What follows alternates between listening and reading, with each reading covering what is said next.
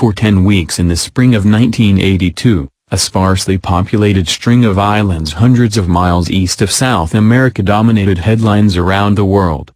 In a chapter of global history that represents one of the last gasps of a shrinking British Empire, the United Kingdom, otherwise beset by high unemployment and economic stagnation at home, battled the sovereign nation of Argentina for control of the islands.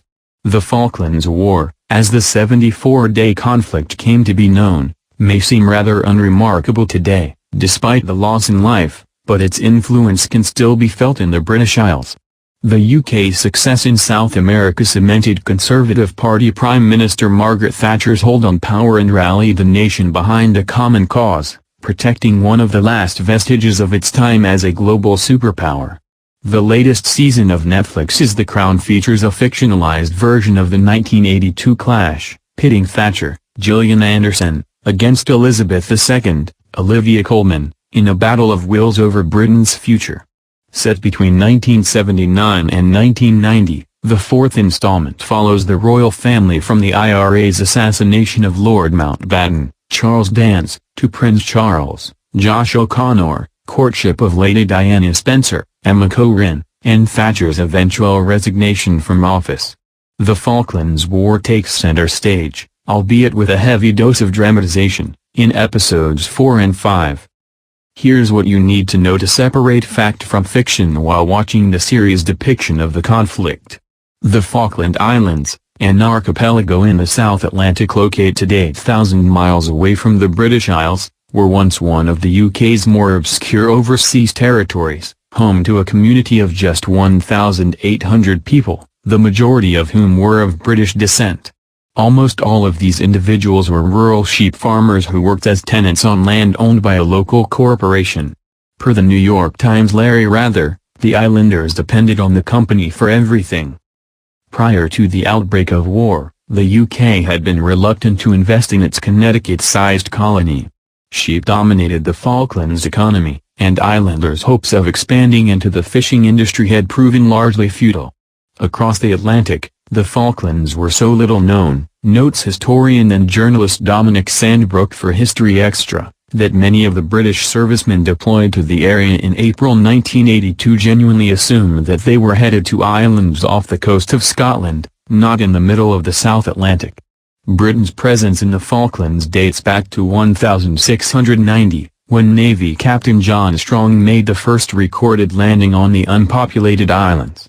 The British started a settlement on the archipelago in the mid-18th century but abandoned it around a decade later, leaving the area under Spanish control. The newly independent Argentina arrived on the scene in 1820 and promptly laid claim to the Falklands, arguing that it had inherited the islands from the Spanish crown earlier that century.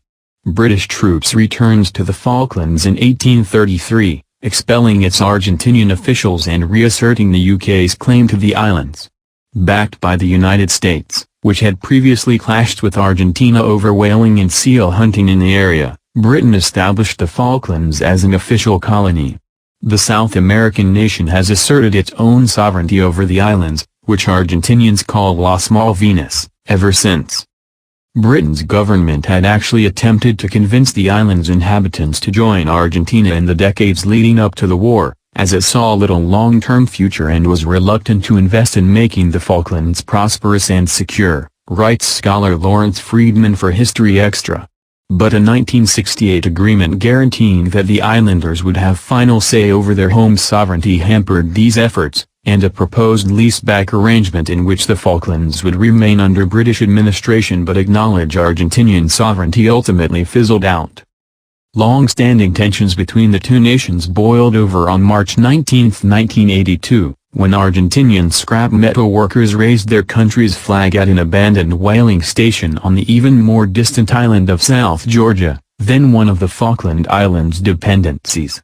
2 weeks later, on April 2, Argentinian forces moved in at Leech Harbor in South Georgia, overwhelming key British outposts without inflicting any casualties.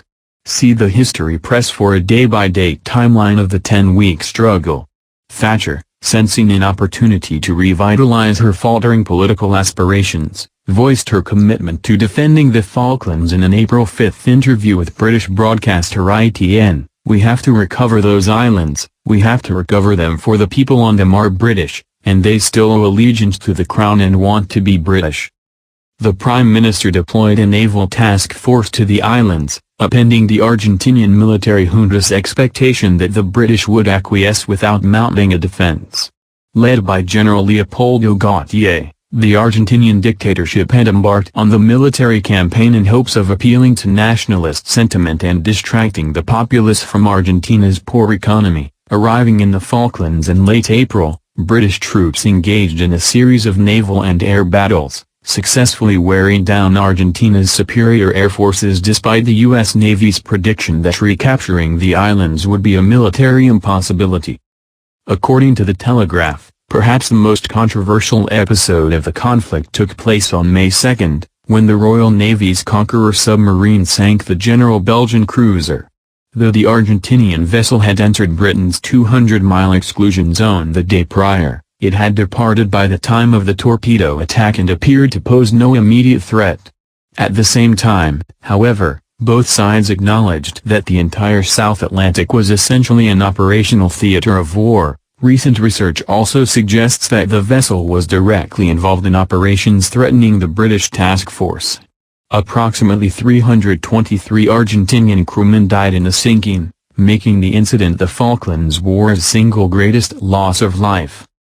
Critics at the time accused Thatcher of ordering the attack as a deliberate act of provocation designed to escalate the conflict and scupper hopes of a diplomatic resolution, per the Telegraph. Public opinion remains divided, with proponents characterizing the sinking as a legitimate act of war and detractors condemning it as a war crime. A 1994 report by the Argentinian Defense Ministry concluded that the attack was a legal act of war. Speaking with the Telegraph in 2007, Belgian artilleryman Ruben Volp said, "His was a war and the attack was an act of war, not a war crime. Sinking our most potent vessel outside the exclusion zone demonstrated the power that the British had." On May 21, British commandos made an amphibious landing on the islands. After a few weeks of heavy fighting and further casualties, the Argentinians surrendered, bringing the 74-day clash to a close on June 14. In total, 649 Argentinian military personnel, 255 British troops and 3 Falkland Islanders died over the course of the undeclared war. Though Britain celebrated its retention of control as an unmitigated triumph, this glow of victory was to conceal how desperately close the battle was, wrote columnist Simon Jenkins for The Guardian in 2013. The conclusion of most defense analysts is that the Argentinians should have won this war, Jenkins added, and had they held out until the South Atlantic storms of June they probably would have. 3 days after Argentina invaded the Falklands, a survey of British citizens watching the events from home found that 88% of those polled felt the UK had an obligation to support the islanders. 70% advocated sinking Argentinian ships if necessary, and 41% called for the immediate use of government force. In other words, the Falklands War was highly popular in an otherwise increasingly divided country. The empire was gone, the economy was struggling, the old industrial base was crumbling and the old certainties had vanished, writes Sandbrook for History Extra.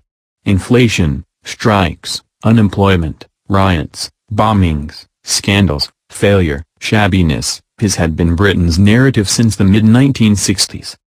Thatcher, who had run for office in 1979 on a platform of privatization of state-owned enterprises, decreased government spending and the restriction of trade unions, was finding it difficult to live up to her campaign slogan, "Don't just hope for a better life.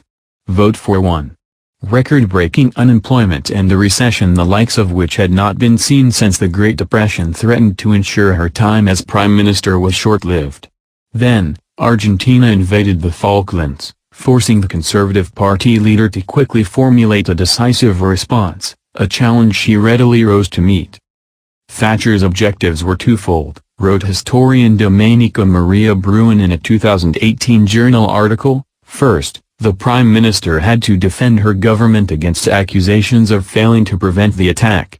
More importantly, she also needed to determine how best to defuse the potential military disaster.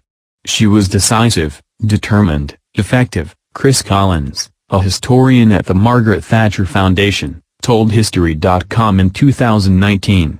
There was never the slightest note of doubt in her public responses, and she was pretty clear privately too.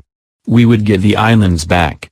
I don't think any other British leader at that time would have handled things quite as clearly. Sandbrook argues that the Falklands War supplied a dose of nostalgic nationalism to a country in need of a win. In practical terms it changed nothing, he writes. Psychologically, however, it changed everything. In the public imagination, it marked the end of an era defined by post-imperial introspection, providing a new national myth to rank alongside Dunkirk and the Battle of Britain. Following its humiliating defeat in the Falklands, Argentina's military junta suffered a rapid fall from power, with citizens ousting the Peronism Justicialist party in favor of a new regime. The result of 1983's free election, the first of its kind in almost a decade, was widely heralded as a vote for democracy, according to the New York Times. The Falklands, meanwhile, experienced an unprecedented period of post-war prosperity. As Larissa McFarquhar writes for The New Yorker, Britain allotted the islands more aid money than it ever had before, in addition to granting islanders full British citizenship and offering independence in all matters except foreign policy and defence. In 2013, residents overwhelmingly opted to remain a British overseas territory, with just 3 of some 1,500 voters casting dissenting ballots. The Netflix hit's depiction of the war departs from historical accounts in several key areas. As the New York Times reports, the Crown paints Thatcher's investment in the Falkland Islanders' plight as a reflection of her anxiety over the fate of her son, Mark, who had gone missing in the Sahara while competing in an off-road race. In actuality, Mark found himself stranded in the desert in January, a full 2 months before Argentinian workers raised their flag on the Falklands. Though the Prime Minister was understandably concerned about her wayward son, the crisis in no way affected her later response to the Falklands War. A rescue team, paid for, in part, out of Thatcher's own pocket, located the 28-year-old 6 days after he was first reported missing. The Crown shows a distraught Thatcher connecting the war to her personal woes by telling an aide, "Our people, far from home, their lives are in danger. Our own. We must do something." But as Sandbrook tells History Extra, there has never been even a hint that Margaret Thatcher was emotional or in any way distracted when dealing with the Falklands crisis. Any suggestion that she was is a complete invention. The historian describes the war as a high point in Thatcher's divisive career. Nicknamed the Iron Lady for her hard-driving and hard-headed approach to governing, as the New York Times noted in her 2013 obituary, the normally abrasive Prime Minister was a dream to work with during the crisis, says Sandbrook. This was partly because, as a woman, she wasn't expected to have extensive military knowledge, he explains, so for once she didn't feel the need to show off or to dominate. She was quite happy to sit back and listen to the advice of her military men, whom she really liked. In The Crown, Thatcher strikes a balance between deferring to her advisers and taking charge, agreeing to an admiral's plan of deploying British sailors immediately but dismissing another official's prediction that we will never survive an unnecessary and unaffordable war with a sharp rebuke, "I say we will not survive not going to war." Though the Netflix series finds Thatcher's royal counterpart, Elizabeth II, expressing disapproval of the Falklands War, her actual public comments on the matter suggest otherwise. In early June, just under a week before Argentina's surrender, the Queen welcomed U.S. President Ronald Reagan to the UK with a speech touting her government's efforts to support the cause of freedom. She added, "The conflict in the Falkland Islands was thrust on us by naked aggression and we are naturally proud of the way our fighting men are serving their country." The Prime Minister, for her part, wrote in her unpublished memoir that she went over to see the Queen at Windsor upon receiving news of Britain's victory.